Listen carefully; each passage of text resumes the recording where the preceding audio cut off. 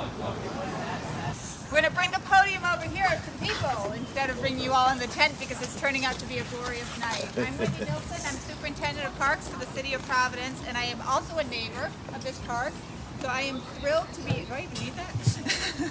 So I am thrilled to be here up the hill, much against all of his friends and colleagues' advice, to enjoy the view at the top that the vision for a permanent public park from which future generations of Providence residents might look about with increasing pride upon the splendid view of their city spread in wide panorama below. And I think tonight we're here to celebrate that and the fact that 80 years ago, on the eve of World War II, Roger Williams was laid to rest in this park for the last time. So that's pretty amazing history here in this park.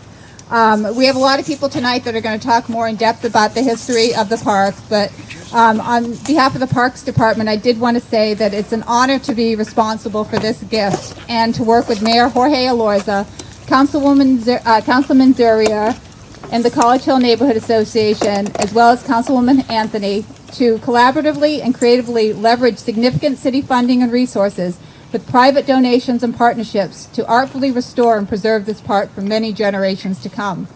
At the heart of this project was our connection and our partnership with the neighbors, particularly College Hill Neighborhood Association. At the very heart of that was College Hill Neighborhood Association Treasurer Sarah Bradford, an extremely talented landscape architect whose design and co-management of this project is worthy of today's celebration. So Brian, do you have those flowers for Sarah? I'd like to thank the Parks Department crew, particularly Brian Burns, Dave Vellucci, for doing our ornamental lighting here tonight. What a treat. Forester Doug Still, Jim Rocchio, the maintenance crew, Joe Watnowski, and the neighborhood park crew who've stepped up from time and time again to create, serve, and maintain our parks through trainings and best management practices and just sheer dedication. We are so proud of them. Rick Champagne and Liberty Serves for working with us on all the flourishes and the final touches here in the park. The Partnership for Providence Parks for being the fiscal sponsor and helping out with events. Eastside Monthly, Barry and Elaine Fain for their great stories and refreshments. Jessica David and Mark Kohler for being on our committee. Mark Kohler is our Roger Williams enthusiast in residence, and you can visit him over there to learn more about what we're doing. So on that note, I'm going to introduce our Honorable Mayor, Jorge Elorza.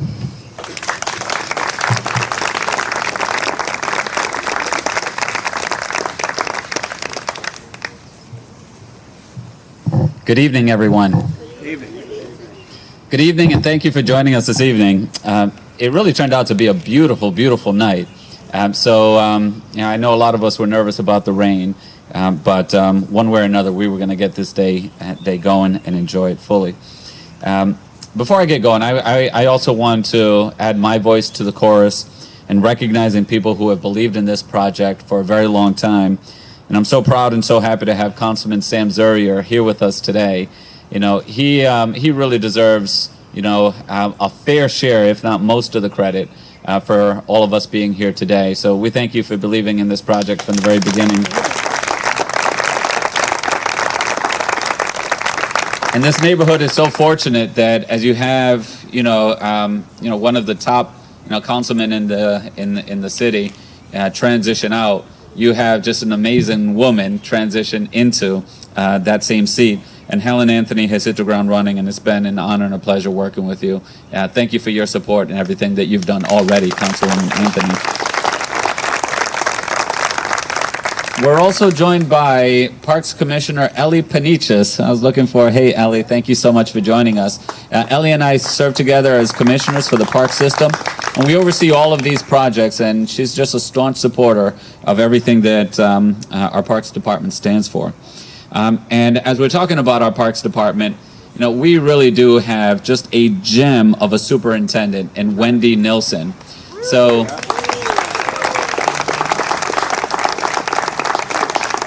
I'll tell you, what made me really fall in love with Wendy is that she can use the word wackadoodle in a sentence in any setting, and it just makes sense. And it gives you a sense of the kind of spirit that they have in the Parks Department right now.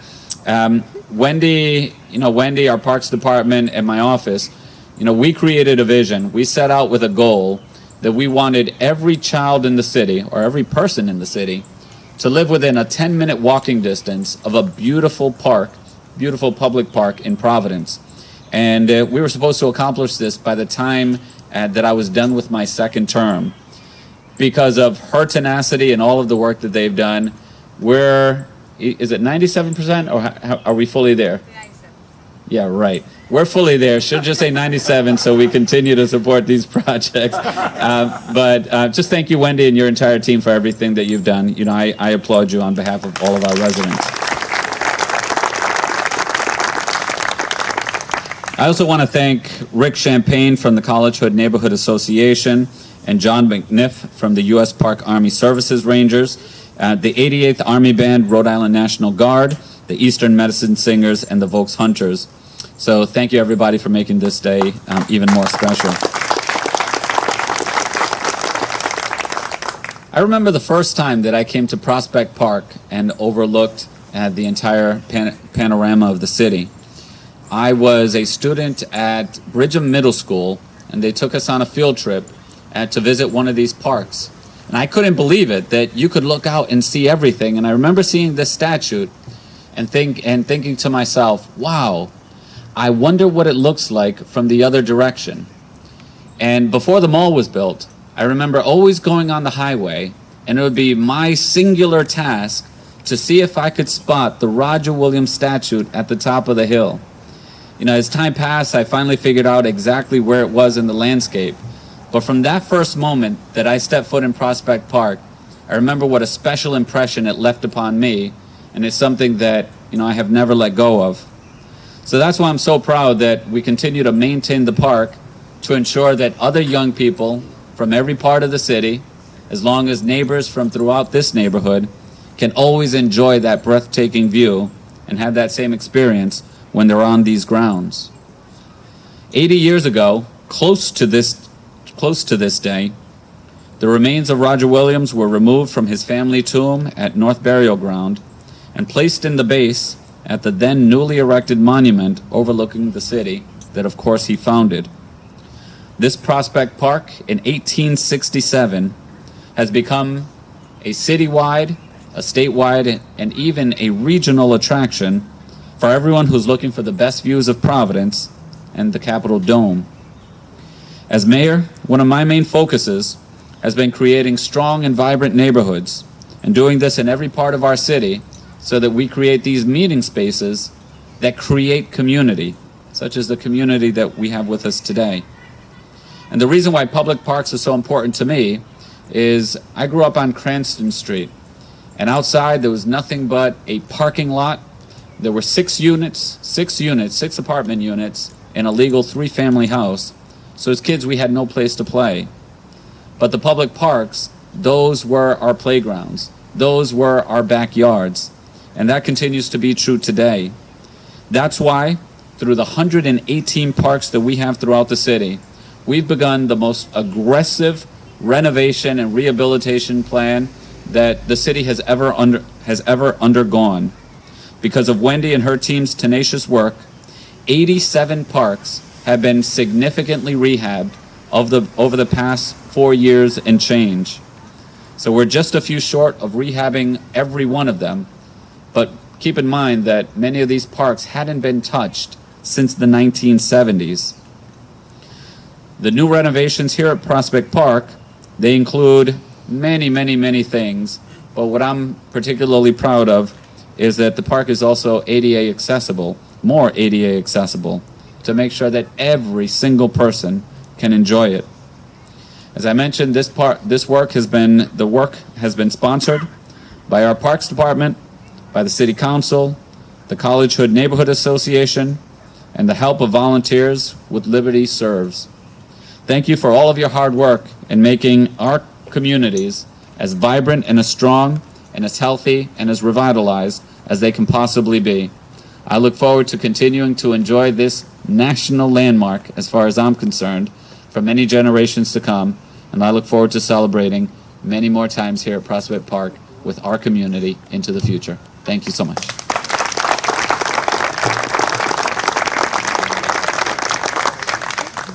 So next up, I would like to welcome Councilwoman Helen Anthony.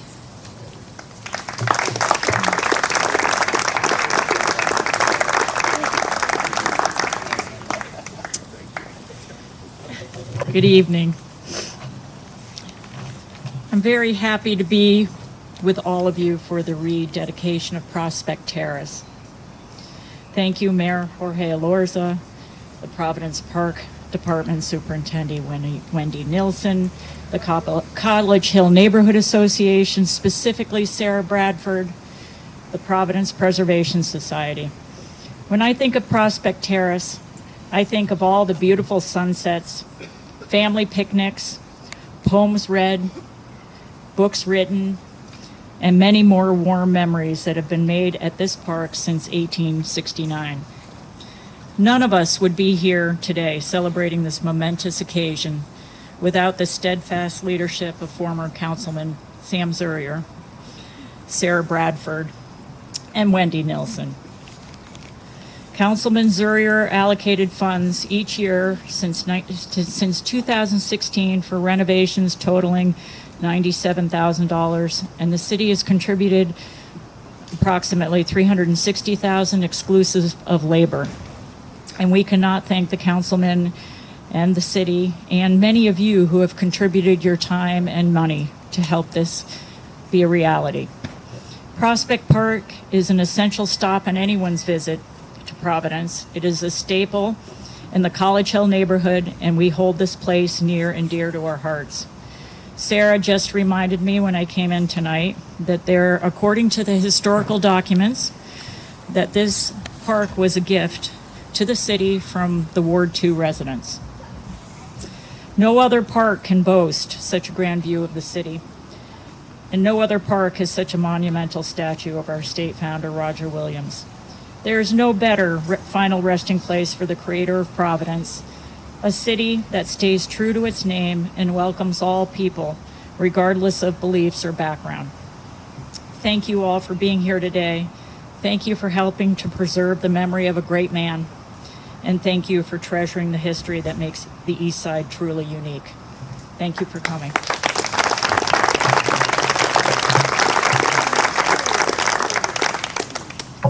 Thank you, Councilwoman Anthony. Councilman Zurier, would you like to say a few words? Nobody can use notes anymore because we can't see.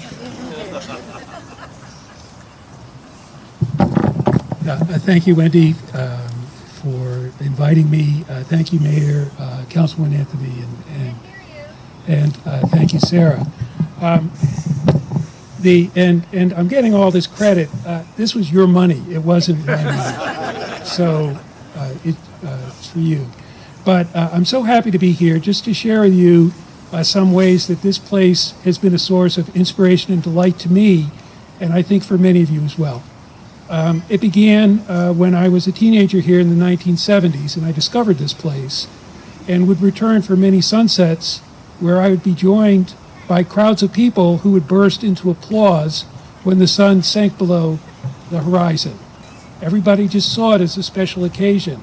On many of these visits, I would bring my camera, and I'm not a great photographer, and a lot of the pictures look the same, but every time I came, I said, I have to take a picture so I can remember this beautiful place. So one source is, for all of us, for inspiration, is the beauty of this place. My second source came when I went away to school, and I lived away from Providence for 14 years. And I would come back from time to time to visit my family and friends, and I would come here, not only to enjoy its beauty, but also because it had become a place. It gave me a sense of place. And I think a lot of people, when they come to visit Providence, they want to come here because this is what Providence means to them. And people who used to live in Providence, when they come back to visit, they come here because this has become an important part of their sense of who they are and what this city is. The third source of inspiration and delight I had was actually when I went to law school and learned a little bit more about Roger Williams.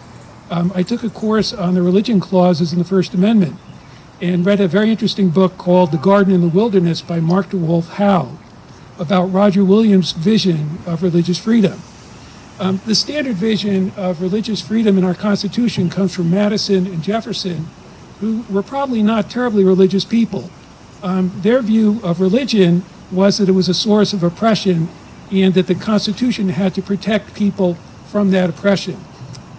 Roger Williams was a proponent of freedom, but for him, the main reason we had to have separation of church and state was to preserve the purity of religion itself. He was a very religious man, and he understood that religion will not succeed when it is polluted by the power of the state.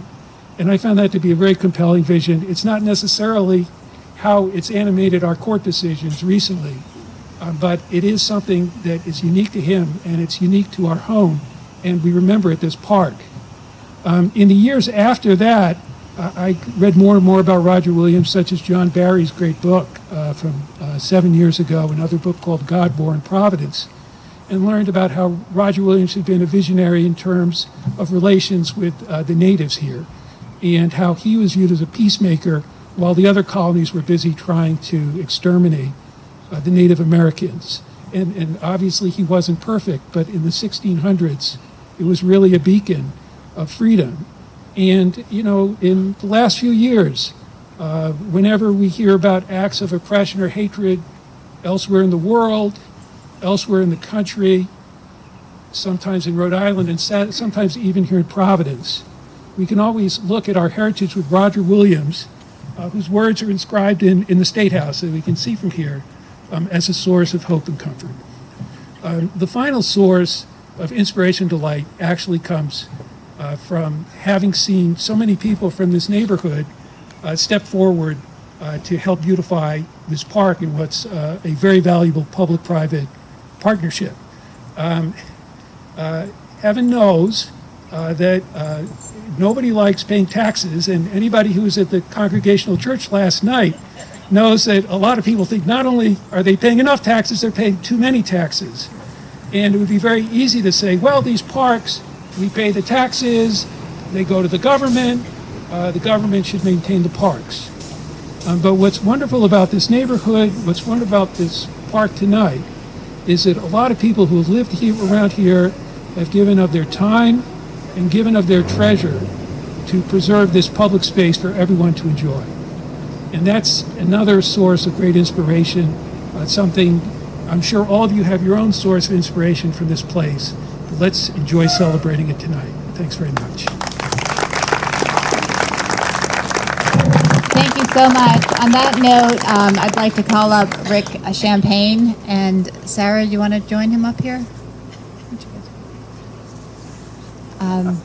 As Councilman Zurier said, this partnership has been incredibly vital. The Parks Department, our best parks are those where we have the best friends, and this is indeed the case here at Prospect Terrace. We are so grateful to every neighbor who stepped up, every volunteer that came out, every person who attended an event, anyone who encouraged this project going forward. And I think the fruits of that labor are very apparent tonight, and we're so grateful. Thank you.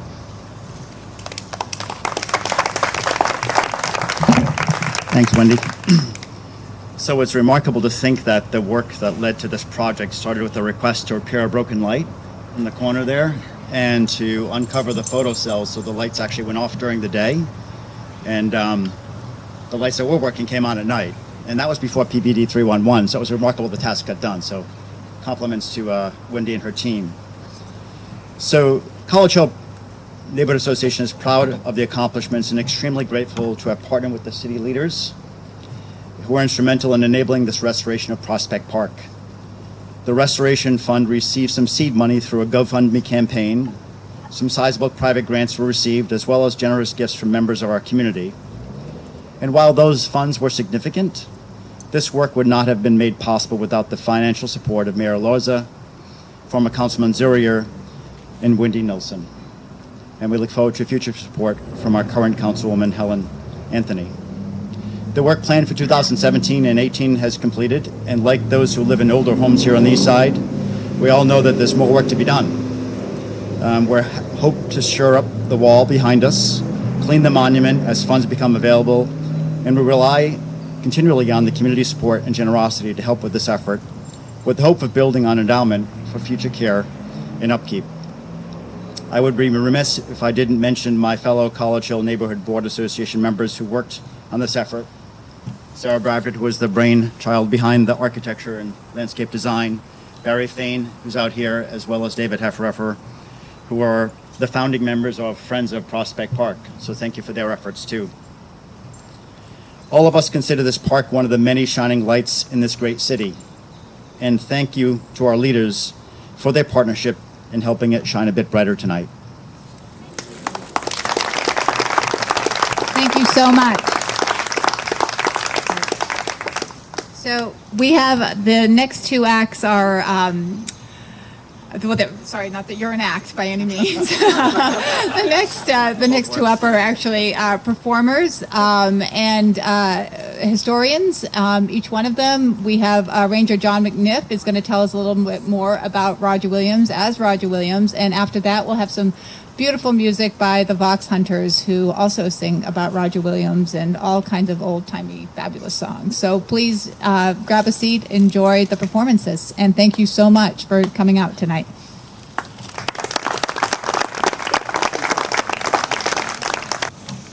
By the way, I think that every school child in Rhode Island should spend at least 10 to 15 minutes listening to Ranger McNiff and what he has to say about Roger Williams as Roger Williams. So just a little plug there. Thanks.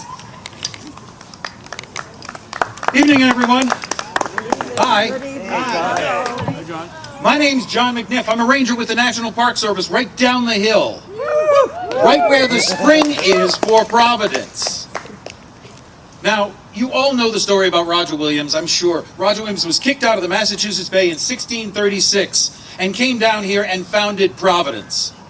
But why was he kicked out? He was kicked out for his new and dangerous opinions. That government and religion should be entirely separate. That the government has a right to control what you do, but not what you think and not what you believe. When they founded Providence, what they did with this government here, they said the heads of every household will meet every couple of weeks and we're going to vote. And the majority of us are going to decide what we're going to do. But only in civil things. We'll make no religious rules. Roger Williams wrote in 1644 that the foundation of civil government lies in the people. That's you. All of you. When we got our charter from the king, it said we could elect our own governor, elect our own general assembly. We didn't have somebody appointed over us to make sure that we did the right thing. We were in charge of our government. And 100 years after Roger Williams dies, the 13 colonies here got into a big fight with England. A lot of people call that a revolution. Let's call it a war for independence, because the revolution comes after it. When they need a rule book for this new nation, this Constitution does not start out the way our charter does. Say, Charles II, by the grace of God, is going to let you do things. It doesn't start off with Congress, by the grace of God, is going to let the American people do things. It starts out going back right to Roger Williams. We, the people, are going to tell the government what it can and cannot do. This monument was put up during very dangerous times. 80 years ago, the entire world is at the brink of war over dangerous ideas. This is the kind of thing we put up to remind ourselves of our better angels, that we have things that we can aspire to. Things that make things better for everyone. Our ideals, that no one be persecuted for what they believe. That this place should be a haven for anyone persecuted for their conscience. You have the very first Baptist church in America right down the street, the oldest synagogue in the country in Newport, the oldest Quaker meeting house. This was a place of real personal freedom. 80 years ago, all of that was threatened. And this is a way to remind ourselves that it's never secure. It's up to us. Thank you, ladies and gentlemen.